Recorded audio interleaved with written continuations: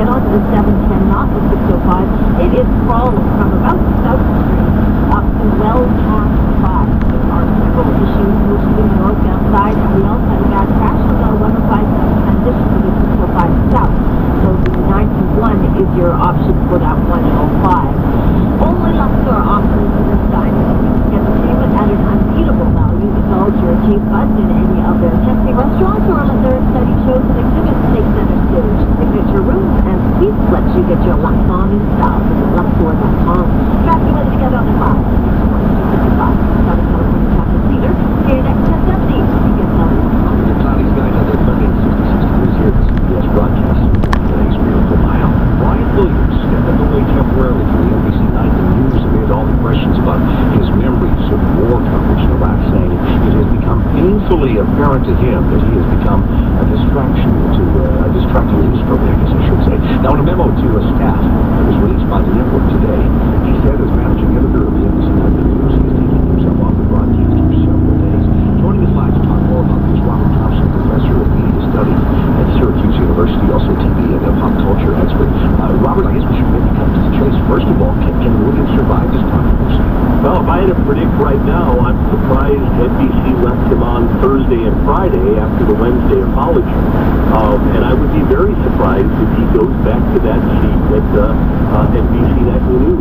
He's right. He's become a distraction. And I'm a great admirer of some of the work that he's done. But it was very weird watching him come back on Thursday and Friday and give that nightly news broadcast as though nothing had happened.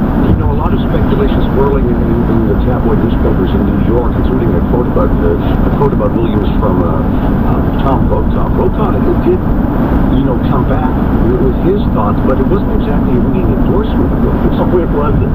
But the Brokaw and Maureen Dowd, and I mean, there is a lot of stuff, none of which is very supportive. But right now, we have to wait for all of this. And who knows all these other things about the New Orleans and Katrina coverage and all the rest of it.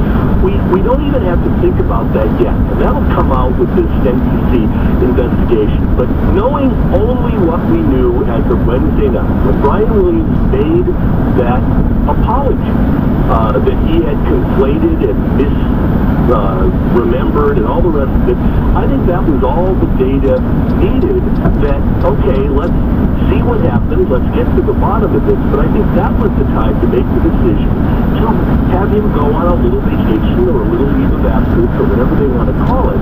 And the fact that it took, 48, 52, however many hours for that to happen, I think allowed this to fester in all times.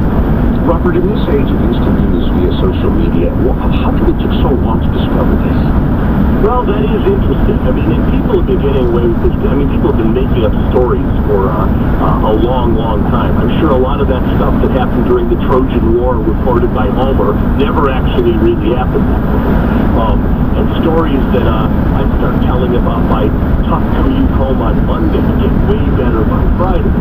But I'm not a managing editor of the #1 news broadcast in the country. I think these kinds of things that are happening, and I don't know who in the investigation will probably begin to find out how many people have been complaining about this and who knew what, when they knew it, and all the rest of it. But that'll all, come out at this point. But it's interesting to me how long it took for Brian Williams to either make this decision on his own or to be coerced into doing it by NBC, and we'll see what happens. But the apology on Wednesday indicates that, that gives us some data which he himself is confessing to, and I think even with that, it's going to be tough for NBC to reinstate him in that position, even though in many ways he's their golden goose. He is. He has the #1 newscast. ABC for some time. He has. ABC has been making some ground as of late. We should also point out that the NBC recently renewed Williams' contract for another 5 years. That's going to make things very difficult. Yeah, they've got a lot riding on this.